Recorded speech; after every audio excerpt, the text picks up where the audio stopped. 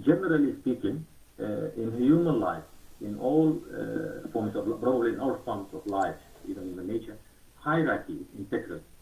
For example, the relationship between parents and children, the relationship between teachers and students, the relationship between elders and youngsters, the haves and have-nots, leaders and followers and supporters and etc. So it is very normal that we have a hierarchy. What we need to know, however, is how hierarchy becomes hierarchical, which will mean the process of hierarchization. How do we move to that? So it is the conception and application of hierarchy that we should focus in discussing and analyzing the process of hierarchization. In this regard, we can at least differentiate. The first is what we could refer to as a performative hierarchization. It's the top-down hierarchization process that is often vertical and power-centric. This kind of hierarchization rests on the assumptions of independence. That means we are self-made, self-created, individuals who can conquer the world and so on. Or the opposite, we are dependent. That means we are dependent on others to rescue us, or we are dependent on structures and so on. So these are the dichotomies that are entertained in this kind of hierarchization. Often presuming a linear developmental process, where for some of the involved, hierarchization represents an end itself. It is the hierarchy itself that is an end. The second is what we could refer to as a transformative hierarchization, which is different.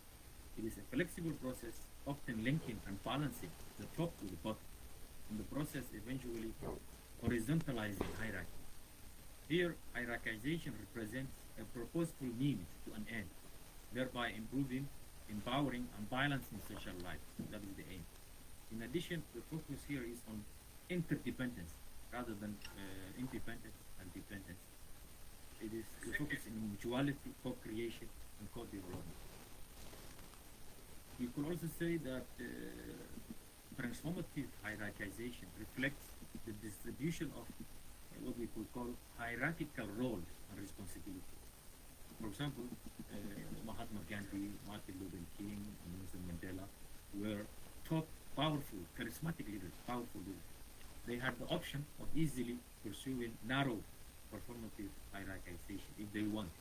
But they obviously favored transformative hierarchization, in which they, from their otherwise revered top positions, took responsibilities and capabilities, improving responsibility and capabilities towards the excluded more serious.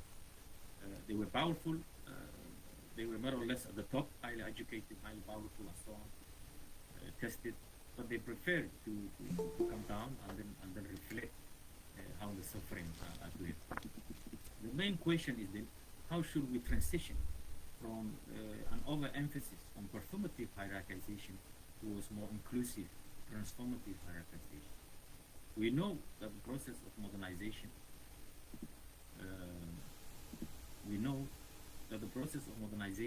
modernity, some will call it modernity, in transforming society rests mainly on performative hierarchization. For example, standardization, competitions, testing, indexing, in the process creating what classical socio-political theories describe as anomie, alienation, strangeness, and widespread inequalities and exclusion of society. The Danish society, similar to other modern societies, historically experienced different forms of performative hierarchization, as Professor Ananta was telling us, propagating a lot of suffering, conflict, and defeats within the Danish society and beyond. Eventually, with the introduction of consensus-oriented, more inclusive, social democratic society, including the establishment of full high schools by thinkers such as Professor Ananta called as Grundy and Christian Cole, with subsequent mobilizations, productive social cooperatives, the society shifts to more transformative hierarchization, creating more horizontal, dialogic, an inclusive-oriented society. However, as Professor Ananta also probably mentioned, since 2001, certain politicians in the Danish society reintroduced a partial return to performative hierarchization, emphasizing new forms of nationhood and popular mobilization. Since then, some politicians have also shuttled between performative and transformative hierarchization, depending on the context they are in. Some of them, they suggested that transformative hierarchization should only apply to the natives, the so-called deserving folk, while performative hierarchization or bureaucratization should apply to the presumed non-deserving folk, so-called strangers, outsiders, recent migrants, and refugees. In response to this classification, constituents and communities, particularly those suffering from such performative hierarchization, together with diverse, committed civic networks, mobilized, national and transnational, in countering such classification, in rejecting and countering such classification. In the current context, the contemporary today's Denmark, there is therefore a need. We need a renewed transformative hierarchization, not the old one with Grundtvig and Christian Kohl introduced or dealt with in the Danish society. We need some kind of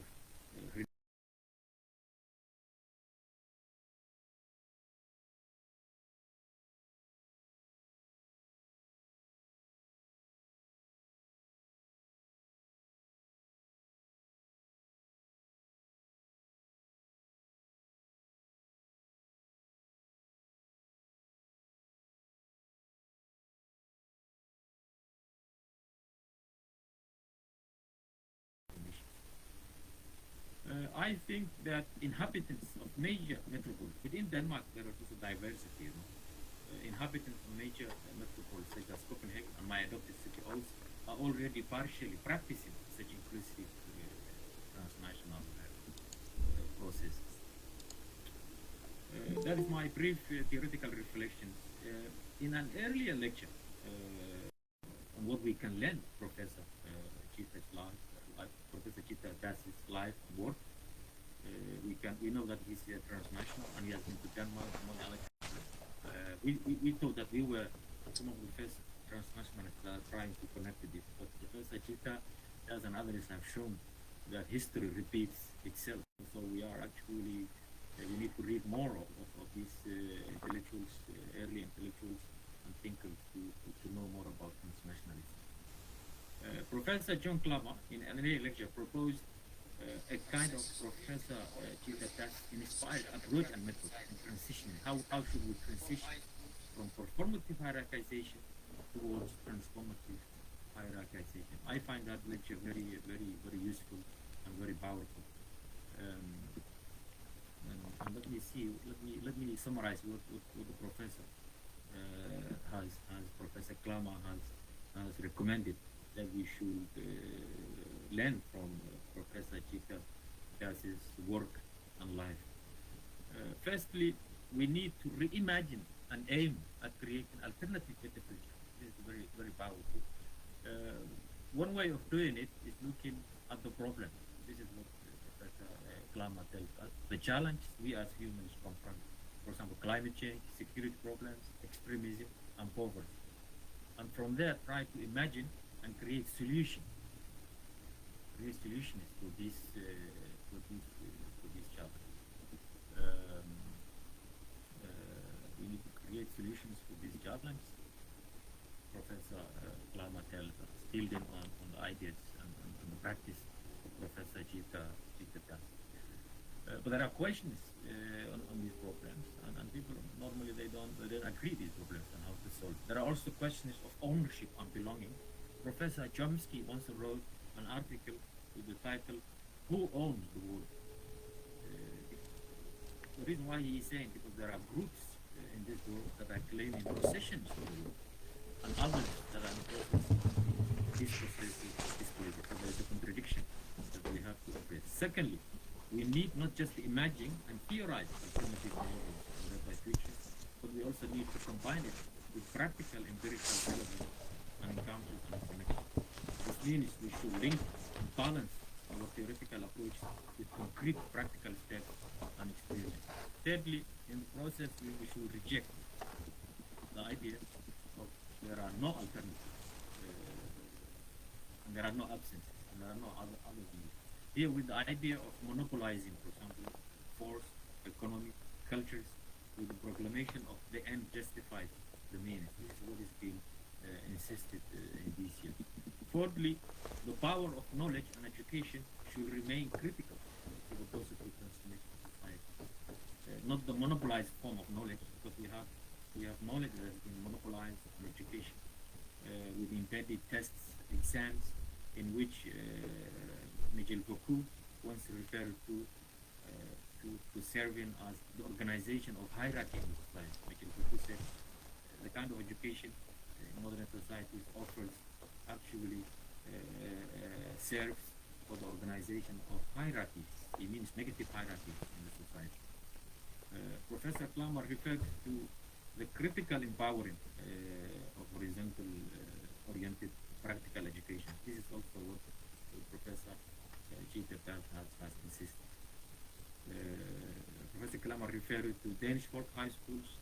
He also referred to Steiner School in Vienna, teaching students exploration, going out in the field, education, emphasizing dignified lives, not promoting, for example, punishment and subordination. Such education aims at serving rather than severing.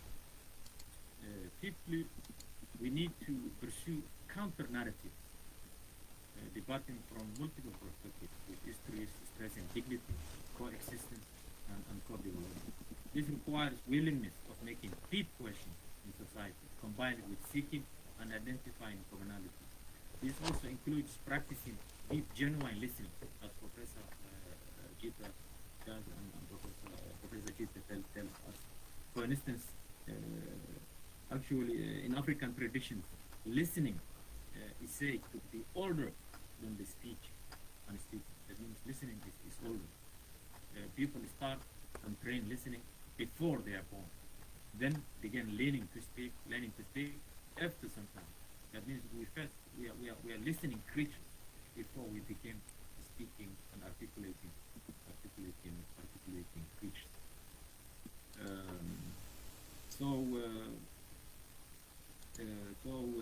Yeah. Before we become, we need to listen more than speak. Of course, we have to speak. Deep listening with fundamental deep consent, says Professor Islam. Where we need to focus vulnerability and cultural democracy. There is another professor, Raimondo Panica, actually goes further and calls for complete cultural disarmament. And he has a book called Cultural Disarmament, The Way to Peace, from 1995. Other thinkers like Gramsci also, he said that this kind of cultural monopolization is problematic. The persistence of exclusive cultural hegemony, he blames for the lack of organic intellectuals. He says there is a lack of organic intellectuals, and there is a proliferation of professional, bureaucratized intellectuals. This is also a problem in these years. That maintain intellectuals that maintain rather than question hegemony. We need to focus on the voice of the subaltern, and we need to use methods of creative civic what you call civic imagination. The current pandemic, all of these, the reason why we should focus on dialogue and openness is, according to Habermas, the current pandemic has actually exposed that monopolization of discourse is not possible. Discourse is fine and exchange, but we cannot monopolize. He discussed that during the pandemic there was a very serious crisis of justification and legitimation, where politicians on one hand, the media, and scientists on the other hand had a very serious problem to agree on what this pandemic is, and some of them were trying to monopolize these kind of discourse. Professor Chita suggested that we could engage not monopolization, but the process of demobilization process with the pursuing of transformative knowledge, not as the accumulation and consolidation of knowledge and learning as a pure power, because this is what Francis Bacon and others, they consider knowledge as a power. Professor Gita does and others, they oppose and consider knowledge probably as a power, but power for the good, and power as a dialogical, transformative, liberation-oriented practice. This is what we should look for education. My main, hypothesis argument in this session is that most societies in the world, through modern and sophisticated structures, often entertain and operate from the perspective of performative hierarchies. Some might prefer differentiating performative hierarchies externally, outside of the country, while simultaneously practicing transformative hierarchies internally. For example, if you look at many European countries, they encourage transformative harmony, liberal education, coexistence, dialogue, and so on, internally in the EU transnational structure. But at the same time, they encourage some kind of,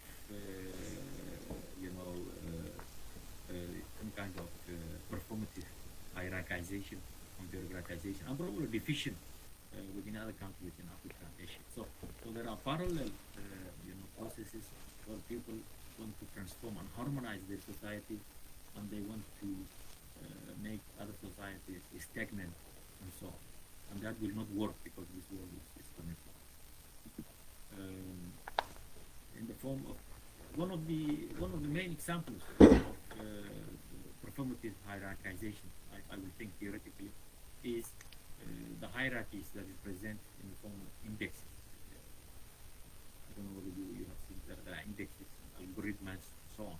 Everything is measured this year. Nations, states, how they do this and how they do that. And most of these indexes and most of these measurements are done here from north, from the west. Presumably performing, there is an overuse of mathematics to justify the existence of varieties of performative hierarchies. In her book, there is a book called Weapons of Math Destruction, written by Cathy O'Neill. This book discusses the way in which math, algorithms, measurements, and indexes are used to maintain performative hierarchies. Different measurements often alter the social fabric and reinforce societal stereotypes, further disadvantaging those at the bottom of the hierarchization, maintaining imbalanced social and political hierarchies. According to Gramsci again, professionalized, non-organic academia are part of this form of creating and maintaining hegemonic hierarchies in which women, minority groups, children, and others are at the bottom. Okay, there are also increased forms of extremism, where performative hierarchy is central to the human relation and persistence of the structures of elitist and hegemonic hierarchy.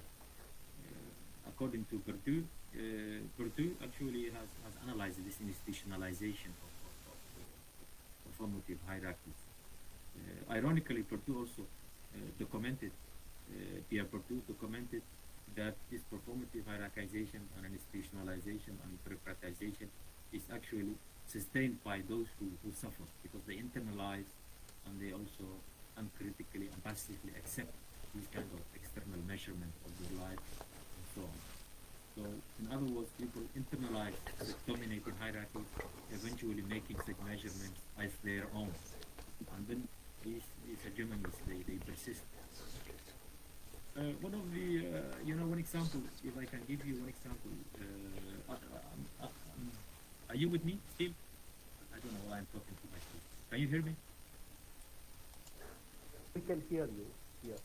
Great. Should I continue, Professor Ananta? Should I continue? I have something to say more. Please. Sure. Please. Okay, good. There are so many indexes and so many measurements in this world, and as I told you, most of them are here from the north. I don't know why most of these measurements and global evaluations are just coming from one part of the world and not from other parts. The last one I saw is the Social Justice Index. Almost annually, indexes in variety of social issues are published, mainly from North and South. One such index is the Social Justice Index, in which the Scandinavian society, including Denmark and other Western countries, occupy at the top of the hierarchy.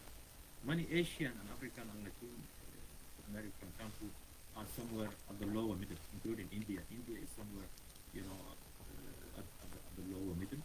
And many African countries and others, they are at the bottom of such index of hierarchization. If you look at it, from general overview, you will just think it's just measurement and it has no influence. And, it's just normal and standard. We should learn from it. So this indexing of performative hierarchization have serious consequences for most people around the world. Actually, as the Pradhan suggests, it institutionalized our life. It is like the routinization of charisma, of Max Weber and others. That means it becomes normal for us. For example, the Chinese, they also have their own index. But not long time ago, many nations around the world, including China and others, probably India, they respond to these indexes. And the Chinese president, for example, he was not long time ago celebrating the 100 years of communist rule in China, and then he made a speech where he said that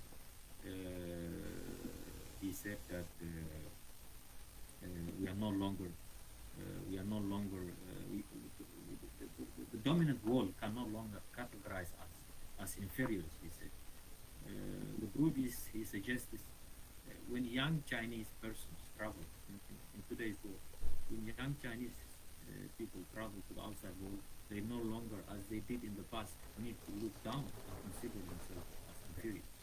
Currently, he suggests they somehow feel equal, if not superior. He's talking about the Chinese youth. He's encouraging them and so on. This could be a progress to own self-perception and self-description. Critics nonetheless suggest it's not because Chinese acquired and maintained, an advanced traditional Chinese identities, but mainly what the Chinese, at least in economic terms, what they did is to adopt and internalize existing dominant economic and other cultures. So they are competing in these indexes. So this is one way of these countries actually hegemonizing, participating in this kind of hegemonization process. But it's not a new phenomenon.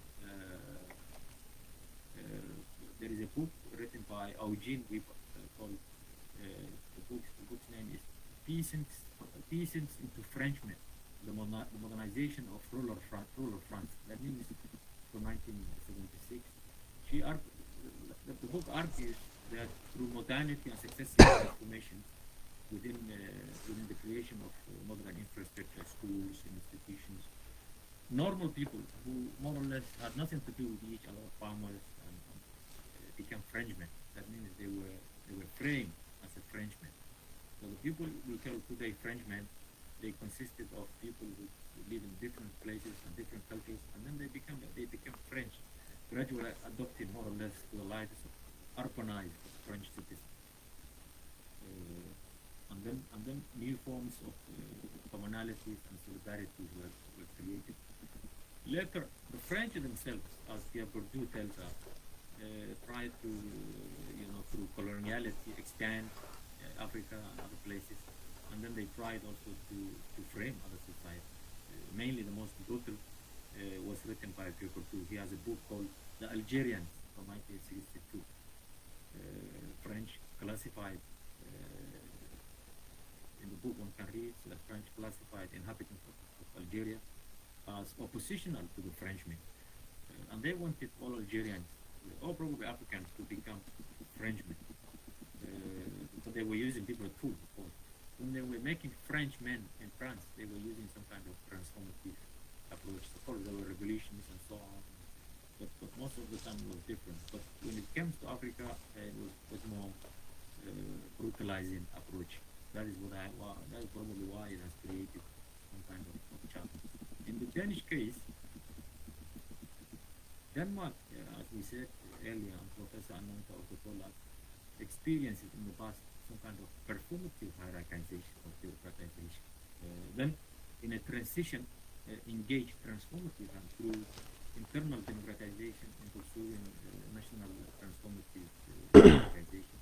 But in recent years, as I told you, Denmark has become more or less partial performative. It is returning to that. One of the fundamental aspects that make Denmark to be more transformative hierarchy, is the Danish high-school was fundamental in it. Christian, what they call Grundtvig and Christian Kohl, although there were differences between the two. Grundtvig was much more hierarchical. For example, Grundtvig initially opposed that children should be sent to formal schools and so on. He thought that children should be taught and raised by their parents, and then when they grow up, then they can go to educate themselves. Whereas Christian Kohl, he was much more comprehensive, and he believed that children and everybody should be encouraged to learn and to educate themselves. Another aspect they differed was the approach. Grundtvig was much more philosophical and much more poetry oriented, whereas Christian Kohl was much more practical, sociological, and much more storytelling approach. So they had commonalities in transforming harmoniously the society, but they differed in their approach. And I don't know, I think the Danish, they much more appreciate Grundtvig than they at least in Denmark, people talk more about Grundtvig than because his poetry and his writings, and probably his approach, which is much more structured than more flexible Christian Kohl. So, unfortunately, high schools. I went to high school as well. It is there where as Professor Ananta told us, where I learned the language and culture, and actually where I discovered the collective dimension of the Danish society. If you are in the society normally, actually the Danish, you will think that they are individual atoms, individual personalities, because there is no straight-like gatherings and communication. So you will think that everybody in Denmark is isolated. But if you go to high school, you will discover the collective social spirit and openness of the Danish society. Unfortunately, in recent years, what I'm reading and the people who have been there, Danish high schools are also becoming more performative hierarchization. They are practicing performative hierarchization of what Gautam has called getting ahead, because there is overemphasis of employment. What should I do after the high school? So people are going to high schools to perform and to compete. Not to find a genuine social harmony and so on. So there is the employability and the market and all of this. So now, in these days, in the high schools, they teach, ITs, and they teach aspects where people can go and serve for major corporations and so on. So it has become part of the society, and it's a place where people find themselves and so on. With regard to refugees and migrants, I think high schools are very relevant, very powerful to learn the language, Danish culture, history, and so on. So at least the high school that I went in the 1990s, early 1990s, that was much more accommodating, much more sincere than the high school that probably existed today. Although we cannot generalize, there are still high schools that are very good. Some migrants, they become assimilated in Danish society when they go to Danish high schools. Others, they integrate like me. I don't fully assimilate. I just integrate. And there are also others who become confused and then they segregate. So it depends what people get from there, from these schools. I think it is very powerful and very important.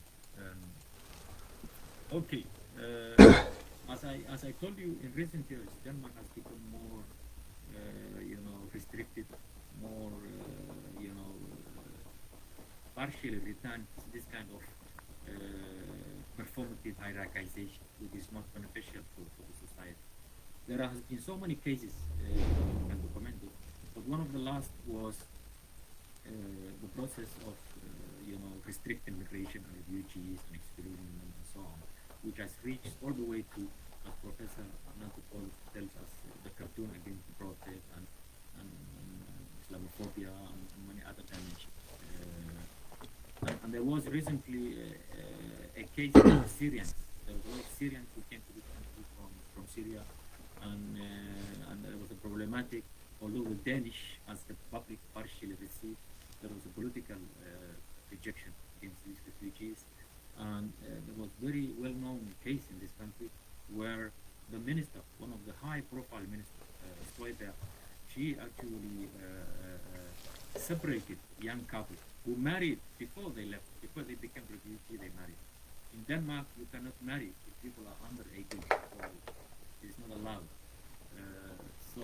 One of the most major issue for cohesion of modern society is the capacity to recognize and navigate politicized diversity. And the role of institution plays a very significant role. And what we are witnessing is the neoliberal globalization and establishment of association between the erosion of welfare state and the emergence of fascist political sentiments in Denmark. Political questions and economical questions are very interlinked. Transnational civic groups and the communities and early immigrants and other people, progressive people in the Danish society mobilized and take the case to the court and eventually to the parliament. Opposition parties, they have established committees to investigate the legalities, and eventually the minister was impeached and was condemned to jail, to jail 2 months. And I think Denmark is probably the only country in the world where a high-profile, powerful minister can go to jail because the minister has violated a simple asylum seeker or refugee's rights. We cannot be sure that the people, at least the people in the courts and others who condemned the minister, they were just protecting the laws and institutions in this country, or they were actually sympathizing with the refugees. But it's very obvious. I don't know in other countries in Africa, other places in America, where ministers and the people at the top can go to jail because we violated other people. So Denmark is very unique in that regard, and I think the people in Denmark should be proud of that kind of social justice. In conclusion, to conclude this, I think we can discuss all of these dimensions and explore, elaborate it. But as a conclusion, I want to say the world, as the world becomes more interdependent with increased transnational encounters and connections, I think that pure performative hierarchization, as we witness in Denmark and beyond, might not work. It will not work because the world is much more complex and much more interconnected, social media.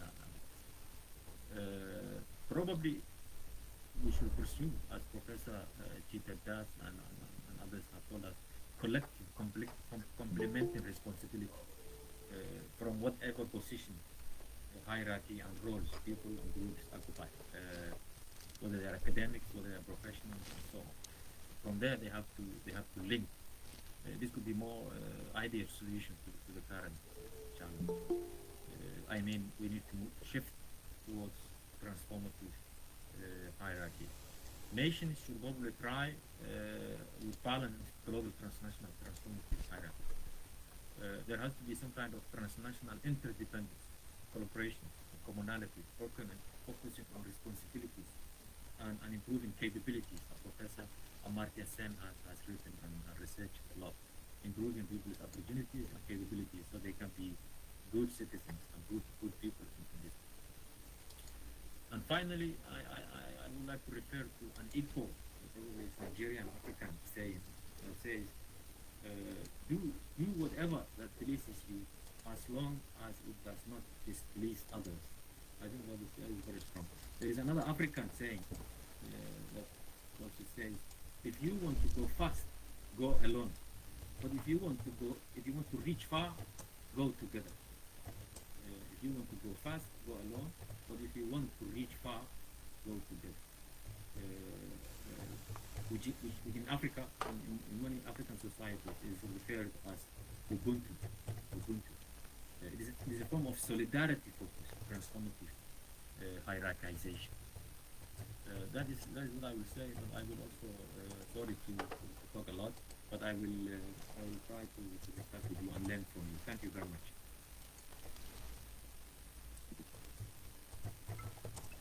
Thank you so much. Shukran. Shukran and Mangetak. Saltak Mangetak. And for this very fascinating lecture here, Osman. And your presentation shows, the beauty of the journey of music, the theoretical, historical, and many strands are so beautifully woven together. It is like a piece of African music or the best of European music. And we have still half an hour of time. So let me initiate this conversation by requesting you also to speak a little more on Arhus Somali, because this work is a very important example, dear friends. Osman has been part of a very interesting process in Arhus, where friends from Danish society, I think one friend Helge, he's a very devoted and a committed person from Denmark who is in solidarity with people who come to Denmark from other countries. And also another friend we have met. He worked of Arhus Somali Society as a civic society initiative which brings people of Denmark and people from Somalia and other countries and are creating a very interesting space in Denmark. And it is really building a space of trust, because Islamophobia is emerging because there is no communication. And it is this, you brought me into the bazaar, and where people are coming and drinking coffee together, and this is one thing. Secondly, this very creative way of understanding performative hierarchization to transformative hierarchization. But here we remember the classic work of Louis Dumont, who wrote a book called Homo Hierarchical to depict Indian society, and Homo Equalis to understand Western society. And his argument that Western society has been a society striving for equality, or even in Dumont's term, Western society is already, this is not historically true, as you saw that it is really hierarchical society. And but nonetheless, and Professor Andre Bete, who gave sociology, he has made a very important piece of Dumont called Homo Hierarchical and Homo Equalis. And in which he is arguing that Dumont's contrast between India and people is an ideological contrast, because in reality, Western society is as much hierarchical, as much egalitarian as, say, Indian society. But the critical question is that why still, why still move with the frame of hierarchy? Because you are proposing some transformative hierarchy. Therefore, my humble query is that yes, we look at hierarchy as a functional arrangement of society. But even the modality of transformative hierarchy and the query is whether it is too much imprisoned within a frame of hierarchy, or we are really challenged with the reality of transformative hierarchy, transformative hierarchy, to really move towards what can be called as transformative equality or transformative solidarity. So you are really using the word of transnational solidarity. So why not bring the whole challenge of transformative equality and solidarity as a frame instead of transformative hierarchy?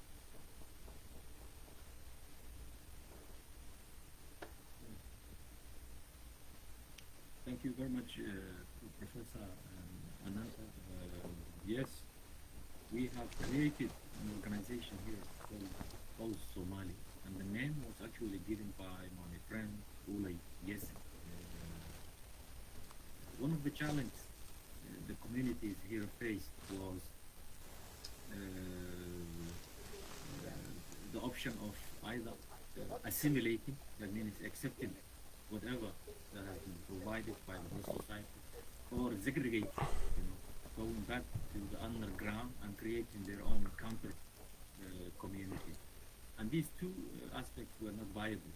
So with Helie and Ule, and later also Professor Ananta came and supported us here.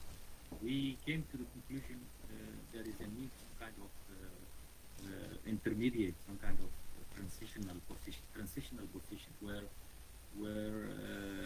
the communities, and as they were, belong not to particular country or society, but they belong to both. Because in this world we are given alternatives, either or. So we need some kind of connection to link to that. And I think this has also to do with the classical approach of either or. For example, if you look at North Asian schools, they believe some kind of replacement or some kind of displacement. That means we have hierarchical relationships, and this hierarchy has to be revolutionized and then removed out of the way. That means workers or others have to rise, and then they have to create some kind of hegemony, and the whole world will be one type or something. But that is not the reality. People are very diverse, and sometimes we need hierarchy. For example, we need the hierarchy between teacher and student.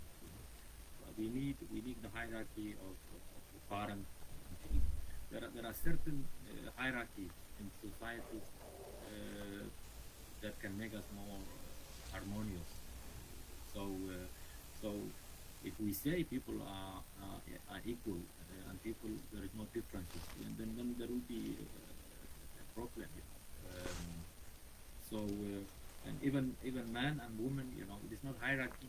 But the other day there was in the Danish newspaper that we have to live with that we are men and women. This is what the professor was telling to the Danish society, because there has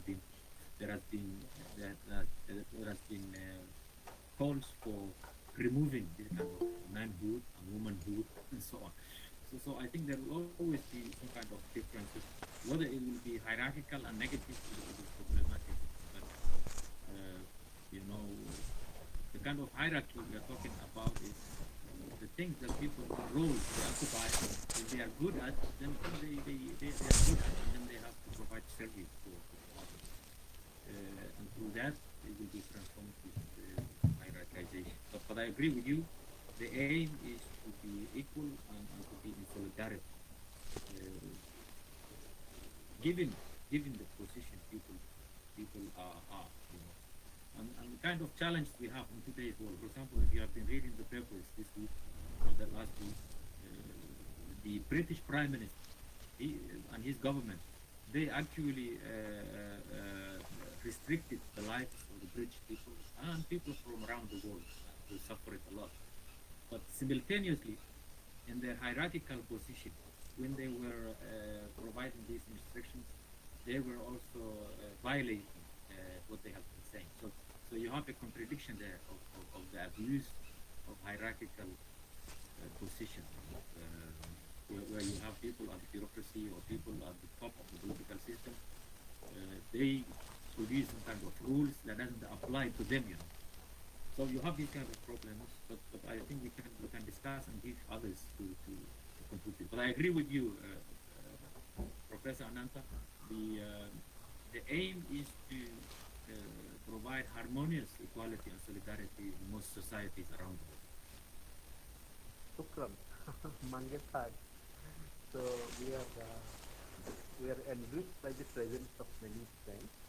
I see Chipra co-present with us. Chipra, would you please share some thoughts?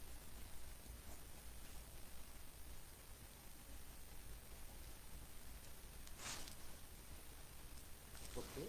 Hello, Chipra. Chipra is taking some time. Hello, Chipra. Hello, Namaskar, Anand, right? Namaste. And good evening to all dignitaries. I'll join within some time if you allow me. Anand, right? Yes, please. Yes. So we'll listen to your thoughts after a few minutes. Now, Gyan Luigi, please.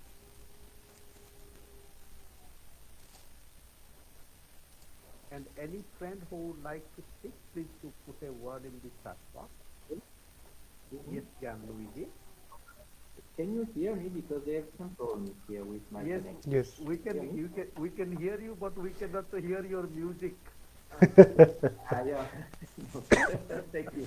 No, yeah. I have some notice. Excuse me, I'm a little bit confused.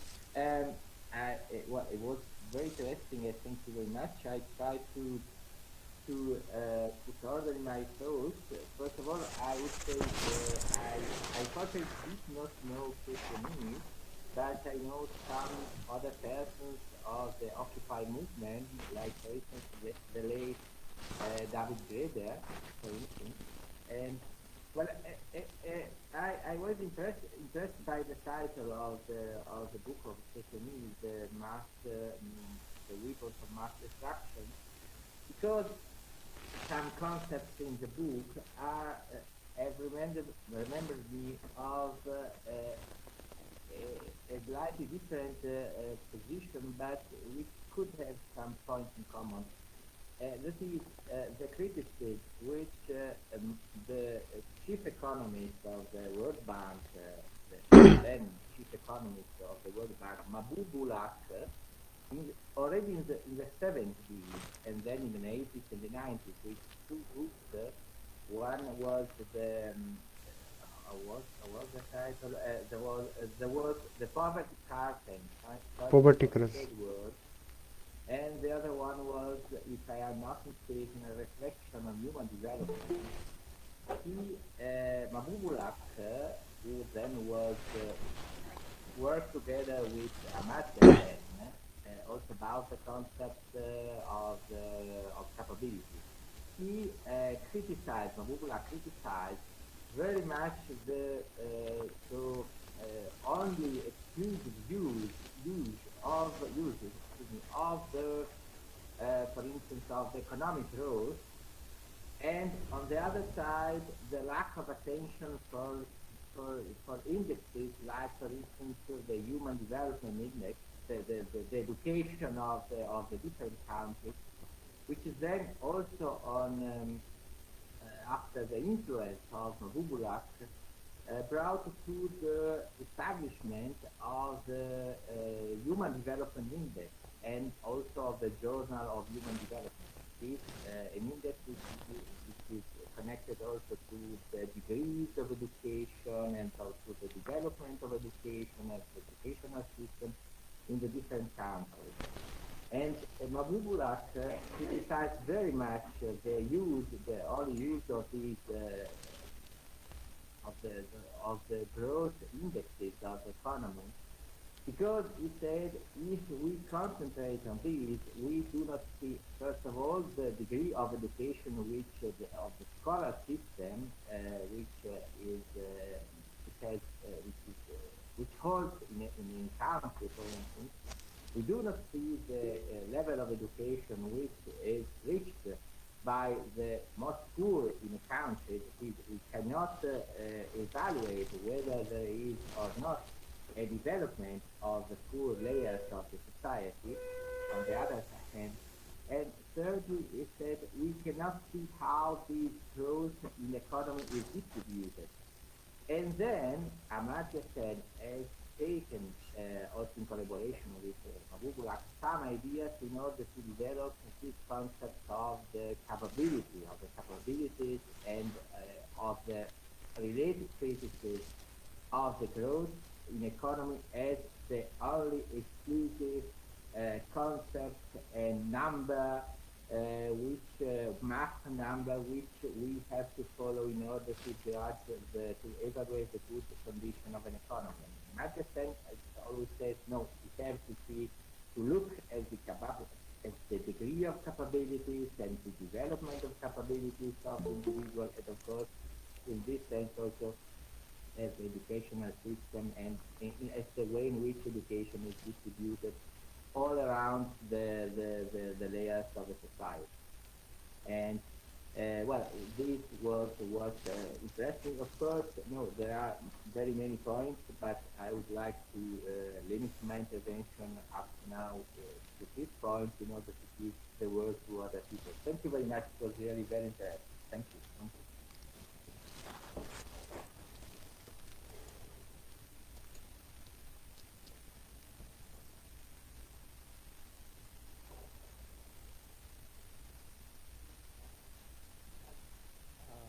Gracia, dear young lady, and this reference to Amartya Sen is very interesting. And Amartya Sen's recent book, A Home in the World, there's a very beautiful chapter on persuasion and cooperation. And I think this theme, building on, and he also writes about how he met with Madras in Cambridge when they were studying together, and then right when he came back to India before 1963, and how he came to Lahore and Karachi, and he was greeted by Mehbun Haq and his beautiful wife, and but when it came about cooperation and persuasion, that's then right, and that relates to Danish society, because in a way Danish society has tried to practice cooperation and a kind of persuasion. So let us have more thoughts, please. So those who would like to ask a question, please do put in your chat box. And in the meantime, Randhir, please, Randhir, and Minati, please. Yes. Thank you, Dr. Osman, for a very thought-provoking session. And Danish society was historically, as one of the thinker invoked, dominated by the so-called politics of big compromises, where central politics, which were predominantly against socialism. But what was important for them is social responsibility, which was actualized in the idea of welfare state. But what we are witnessing, with the advent of this new liberal globalization, there is establishment of association between the erosion of welfare state and emergence of fascist sentiments in Denmark. And even after the crisis of 2008, we can see even that crisis, speeding the process of new liberalism. So, and you also raised the important concern, because Denmark is becoming multicultural society, and with the increasement of the sentiments of fascism, definitely sooner or later that will pave the way for legitimacy crisis. And because if a society which cannot meditate with politicized diversity, sooner or later the question of social cohesion will be the important concern for them. So, but how do you see the kind of possibility of politics, new kind of politics, which is in Denmark, particularly a kind of shadow of right-wing politics we can see there. So and the crisis is not can only be solved by changing policies and all these things, but also politics of identity we can see there. So what could be the solution of course the problem is not that much in terms of intensities, but we and intellectual can see the problem of intolerance for that matter. So I want to ask you the deterioration of Nordic model in Denmark, and how, what kind of implication of education policies and practices. Thank you. Thank you, Randhir, and we are grateful to Osman for his patience in. Shall I respond to that? Maybe you can kindly make a little note. We are grateful to you to have you towards the end. And as I invite Minati and Chitra, I saw Josna Pati. So, Josna Appa, if you like to share some thoughts, please do.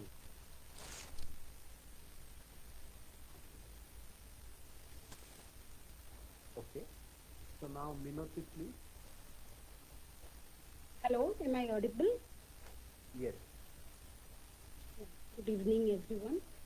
Thank you, Ananta, for inviting me. And you please put your video on when you ask a question, so it is helpful to see. So, first of all, thank you so much, Professor Abdul Kadir Usman. Very beautiful and deep presentation. But what is my observation is maybe very basic thing, but I would like to share that. So Ananta Bhai was telling you about folk nationalism to the one-stick nationalism. In the same line, actually Professor Osman also was telling from performative to transformative hierarchy. So see that what we observe actually worldwide, when the transnationalism happens, the group of migrants moves from one city to another. They are always expected to prove their belonging and their loyalty by adopting the other country's values and their national importance. So initially it becomes very difficult. Probably after a generation or so, they assimilate little bit the culture of that nation. So if you say psychologically, what happens, what they do, they tightly bond the communities together to protect their identity, fight for their retaining their identity. Whereas the opponent, contrary, what happens that the nation states insist on their prescribed moral and political value of the nation should be practiced by them. In this type of scenario, when the Professor Usman also was telling about the counter narrative, that is, in fact, it is very good thing, like deep questioning, seeking, and deep listening. So, for that thing, you need some patience and to keep the people who migrate and the people of the nation states to keep the balance. Always we see sometimes one is dominant over other. I would like to ask this question, so how to keep balance between these two, controversies? And at the end, if the time permits, I had something to, from performative to transformative thing and the horizontal and the vertical line share a point. I will tell it out. So thank you. Thank you, Minati. From poetry, you are soon becoming a social theorist. That is the transformation. And now we have Jyotsnapati.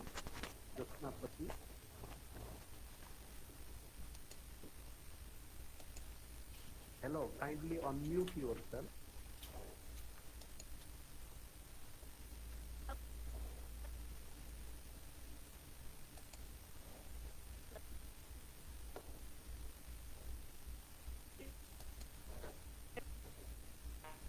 Yes, please.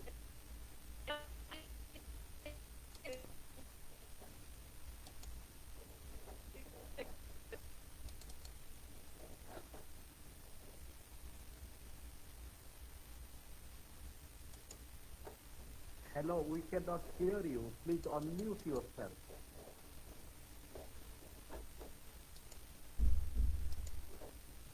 I think she is facing severe network issue. Okay. So now, Sipra, please.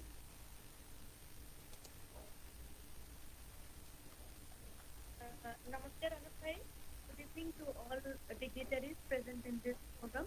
I am really delighted to listen to Professor Abdul Kadir and the discussion which was continuing regarding the Danish society.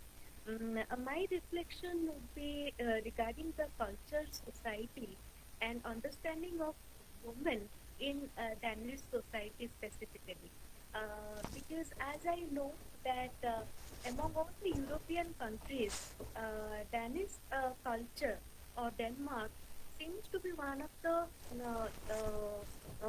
initial country, Denmark, who has legalized or changed its social norms in terms of acceptance of cohabitation of partners without getting a proper sanction of marriage, or you can say as the societal sanction of cohabitation. So that is a very interesting part for a sociologist to intervene, that in terms of culture and society, the acceptance of what we call today mostly as the living relationship, or what we understand that in many parts of the world still the social sanction and the norms are to be weighted for such kind of cohabitation was eased in a country in a Danish culture and Danish society. So this is one interesting part where we see that the social norms were changing. But at the same time, as Anand Bhai was referring and as Randhir ji was also referring towards the uh, bipolarity of the identity which was continuing in that society is a very interesting thing, because when you see how women participated in the politics of development of Danish history, it brings you a lot of curiosity that what was liberal in terms of social norms perhaps was not that much liberal in terms of politics formalization or acceptance of women in the development of politics of Danish society. So I find these areas very interesting.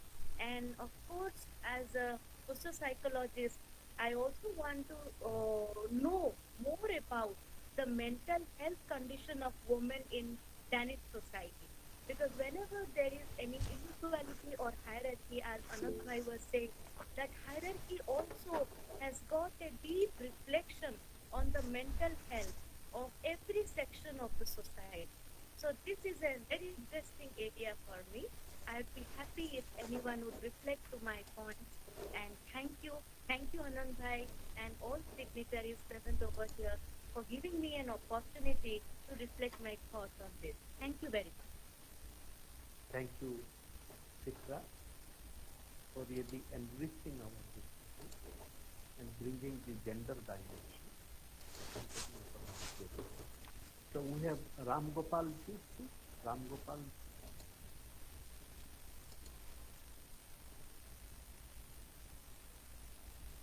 Hello, Ram Gopal ji. Please unmute yourself.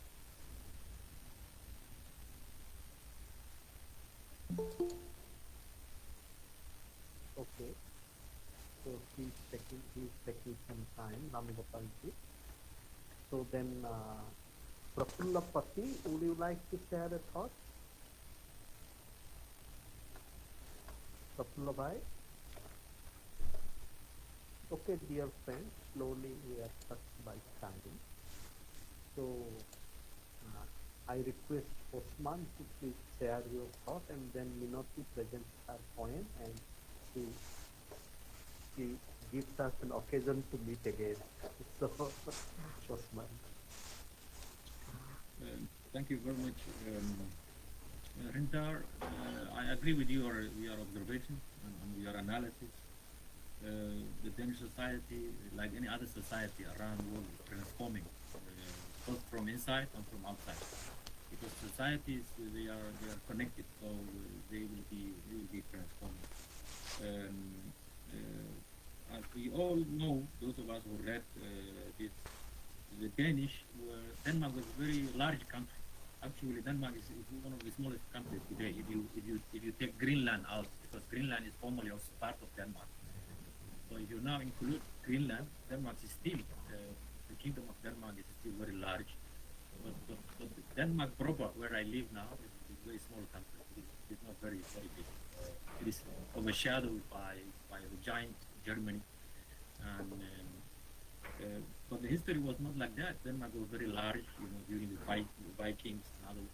Sweden was Denmark, Norway was Denmark, all of these countries, Iceland was Denmark, half of, probably large part of Germany, a greater share of Germany was Denmark, all the way to Normandy, and even these Vikings, they also went to settle and to settle in the UK. And you find Danish names and Danish places in the UK because the Danish they went there actually to conquer. So the Danish were very aggressive.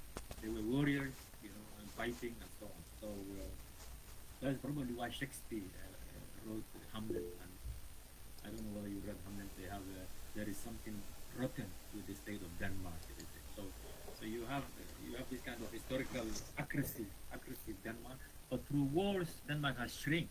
So and actually, this kind of shrinking and becoming a small country has revitalized some kind of movement where Denmark has to re-energize. There were Grundtvig and social cooperatives. All of these things was actually to bring back the Danish self-confidence, not through aggressive ways, but through high schools. So I think that is probably what is happening. Nations and identities and politics, they change. One of the major problems we confront is there is a lot of focus on conflicts and wars and cultural wars and technology. Technology, Heidegger, I don't know, some of you have discussed about Heidegger, no Heidegger, he discussed about technology and social life. They are good at certain levels, but they can also create problems.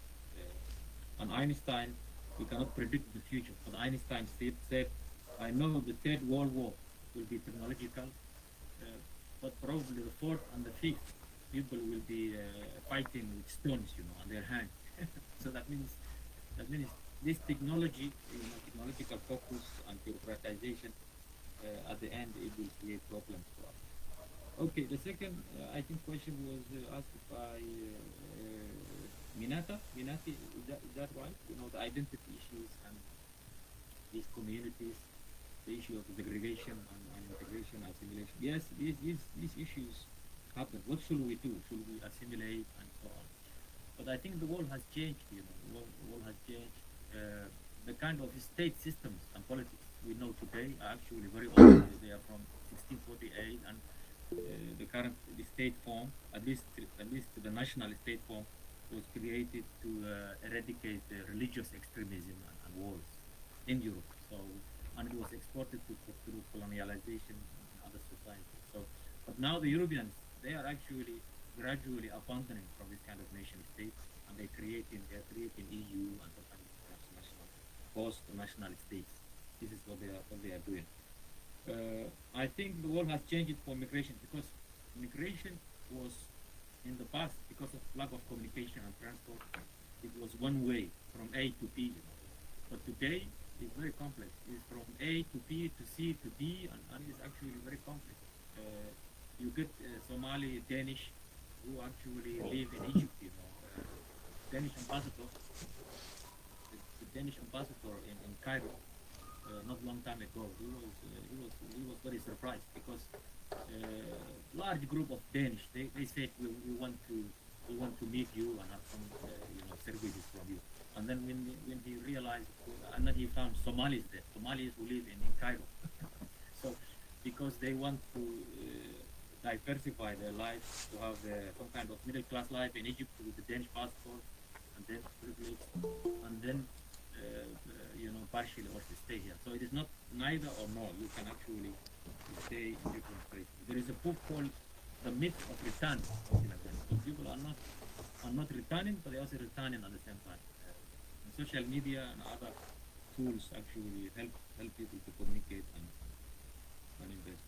Sipra, you had a very important input with regards to country issues. I think Denmark is a pioneer. I agree with you. Denmark is pioneer in liberal approach to relationships, marriage, and so on. So there are other countries that are competing with. I think the Danish are very liberal in general, but in recent years, because of immigrants come in and so on, so they introduce some kind of social control against the immigrants, and so there is some kind of paradox on how to, and it goes back to this kind of performative hierarchization we were talking about, and transformative hierarchization. That means, what about if ethnic communities in this country, because of transnational connection, they want to practice their own way of gender approach, so on. That can create conflict. And then some cases I read, it was very interesting. Feminists in this country were very active for a very long time, and they are very successful actually. They transformed the Danish society. But in recent years, ethnic feminists had also challenged to collaborate with established feminists, because that is why probably they created a movement called brown feminists. They create a movement called brown feminists because they were not welcome in the established feminist movement. And then the younger generation, Ibn Khaldun, there is a scholar called one of the first sociologists, historian in the world. He believed this kind of cycle of history, moving in cycle. In the current Denmark, there are actually a kind of feminist movement, young feminist movement who graduate from universities, others who want to be mothers and take care of their kids. The traditional feminist movement in the 60s, they want to go out and work and disconnect from this family burden and family. But now in Denmark, last week there was a major article in a major newspaper where they discussed about young Danish women, females, feminists, who also consider them as active feminists. They want to, reduce this kind of employment, craziness, and then try to take care of their kids. And they said this feminism has actually taken us to far away. So you have this kind of issues, and then you have the psychology you asked about a woman. At the time of Grundy and Christian Paul, if people had troubles, they used to go to the priest to the church. So maybe Grundy and these guys, they were priests, and they were very busy. They were very busy advising. Today in Denmark, it is very difficult to get assistance from psychology, because if you want a psychology to talk to you, you will wait 1 year, waiting probably half 6 months, 1 year, you wait until you meet a psychologist. So there is a very long queue. So I don't know what is that is related to. There is a psychological problem in the society. Or what is obvious is during the pandemic, when people have been in their houses, domestic violence has increased in this country and other countries, and then psychological problems has also increased against women, of course, and children. So there is a problem in Denmark. There is a challenge.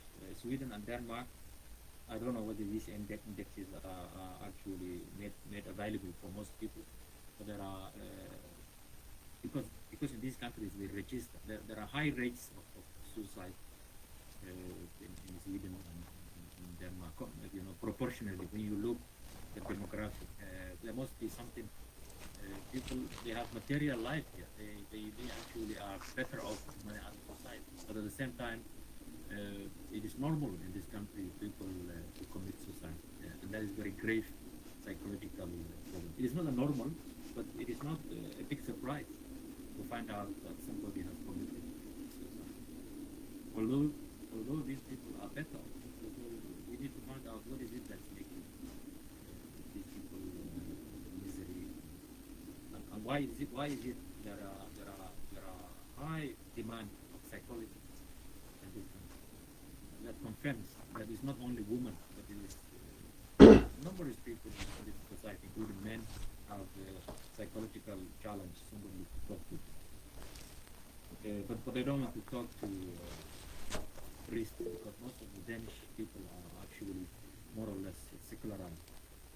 They believe secular religion. So thank you, Osman.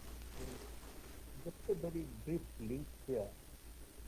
Soren Kierkegaard, who was a contemporary of Shakespeare, he wrote a book called Sickness unto Death.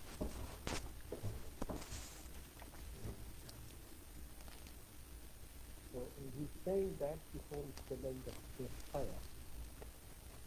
Despair in society, but despair in society is also related to state. And Kierkegaard was a great critic of Hegel. And so Kierkegaard said that the sick thing, the most important thing, is that the state even cannot despair. The state cannot despair, but most of the policies of the state leads to despair. And with increasing bureaucratization, or what can be called as etatization of society, the vibrant space of the folk high school and the living public, as it gets more and more etatized, therefore the horizontal link gets diminished, and therefore the better psychological setting. But at the same time, in contemporary society also, at least in the educational space, it seems that there is a space for vibrant mutuality, isn't it? Because the Danish method of education, especially in the folk high schools, as well as in some experimental universities like Aalborg University and Roskilde University in the last 50 years, they put into practice this very important act of group work. And because it's a very unique method where students, they are not only encouraged but almost required to do project work. And so that way, that sense of mutuality, and I myself have experienced this when I was with Osman. So lovely. So slowly we will move to Minati's poem and her song of thanks. Minati, please. Hello. Yeah, yes, the discussed topic today is about transformative and performative hierarchy. It is we take it different from being growing horizontally and growing vertically. So the title of the poem is Living Life, and it is very raw form because I just wanted to share. People ask, why are you so late? I was busy living life. Still now I do. I cook, eat, sing, watch my favorite stars on the screen. I babysit, taught, teach, baby taught. Did nothing on that day. Tried to heal my moods for days. Got up again to keep going I faced my insecurities with brave face, my vulnerability with slow concern and slowly concern matters. I made mistakes, and to learn from them as nothing is perfect. I must say I grew horizontally in every moment because your vertical growth does not excite me. I don't consider it growth anymore. As it never excited me ever. As I am living my life, you cannot gaslight me in your time of boundary, as life is to live and nothing against each other. Thank you. Thank you everybody for that answer. Thank you. So, now I can give vote of thanks. Yes. You present the song of thanks. We have to change the language. A song of thanks. For that I have to get lyricist to write that in a order and in a particular form. But let the word begin. Instead of vote of thanks, we begin song of thanks. So on the behalf of Swadhyaya Chakra, I, Minati Pradhan, want to thank everyone who is present in the forum. So I want to convey my heartfelt gratitude to our chief speaker today, Professor Abdul Qadir Usman Farah, for his beautiful presentation and very interesting facts. Especially I should mention it is about the social justice index and very patiently and beautifully answering all the questions. I also like to thank our moderator, Professor Kumar Giri. I will week after week, every time holding our hands and taking up different dimensions to explore the different things. And here today I want to thank one thing, for the friends who are always consistently present and silently, especially Sandhyapa, Professor Ganluiji, and their co-presence always gives us a strength and a motivation to go further. So I would like to specially mention them and thank them. I would like to thank Professor Ganluiji for his deep, insightful thought and being a co-present, co-worker, I must say. For that. I would like to thank Madam Supra for her valuable input and the questions and being present with us. And I would like to thank all the participants on the Google platform and the Facebook platform also. The last and not the least, so as always, I would like to thank Professor Randhir Kumar Gautam for putting and executing everything so beautifully. And thank you all. And pardon me if I have forgotten anything. I thank you, Minati Pradhan ji also.